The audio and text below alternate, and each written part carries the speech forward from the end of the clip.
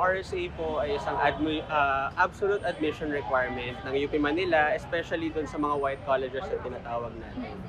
Yung mga white colleges ay yung mga nagpo-produce ng mga healthcare workers dito, katulad na lamang ng College of Medicine, College of Nursing, at iba pa mga kolehiyo sa UP Manila. Tapos, bakit ba siya anti-student policy? Unang-una po dahil nagkaroon tayo ng datos ngayon pa lamang, no, na 42 million pesos na pala ay nakokolekta ng UP Manila from the students who breached the contract dahil either lumipat sila ng school dahil hindi na nila kaya yung kurso nila, lumipat sila ng kurso within UP Manila at kinakailangan nila magbayad after graduation, o talagang kinakailangan na nilang umalis ng bansa dahil nandun yung pamilya nila o iba pang mga rason. At yung iba naman tumigil talaga sa pag-aaral dahil hindi na kinaya financially or mentally or physically. So, anti-student siya dahil unang-una, coercive po siya. Coercive siya dahil absolute admission requirement siya.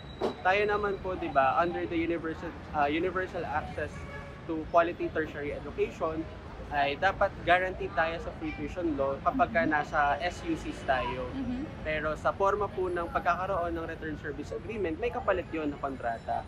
Repressive siya dahil hindi inaalaw ang mga students na lumipat sa kurso ng kanilang choice once ma-reach na nila yung minimum 60 units in other white colleges, pero sa College of Medicine, pagkapasok mo sa College of Medicine, ay meron ka na kagad babayaran if umalis ka ng College of Medicine kahit once a semester. At repressive din siya kasi hindi niya tinatanggap yung mga rason ng mga estudyante kung bakit ba sila nag-breach ng contract. Ngayon, nakita rin natin na sa bagong BOR approved or sa Board of Regents approved na handbook ng Return Service Agreement, ay tinanggal na rin nila yung mental health of permanent nature or permanent incapacity as one of the reasons for not giving the student a penalty dahil daw legally hindi raw ito ma-define ng maayos at vague daw yung definition nito sa handbook. Kapag daw may periods of lucidity pa rin sa ating mga students na nag-renege ng contract, ay hindi pa rin daw yun permanent incapacity. Among other things na sobrang anti-student or repressive doon sa mga provisions ng Return Service Agreement. Nagko-commercialize din siya ng education kasi nakikita naman natin na despite having free tuition, apparently, we're going to have to pay twice the cost of our education plus the prevailing interest rates of that time, plus the donations that UP Manila receives. So, with that said, kapag umalis ako ngayon sa College of Medicine, ang gagawin ko ay kailangan kong lumapit sa RSA committee ng College of Medicine at magpapakompute ako kung magkano na ba yung kailangan kong bayaran. Ang sa tingin ko bilang second year medical student, nasa 1 million na rin yung kailangan kong bayaran.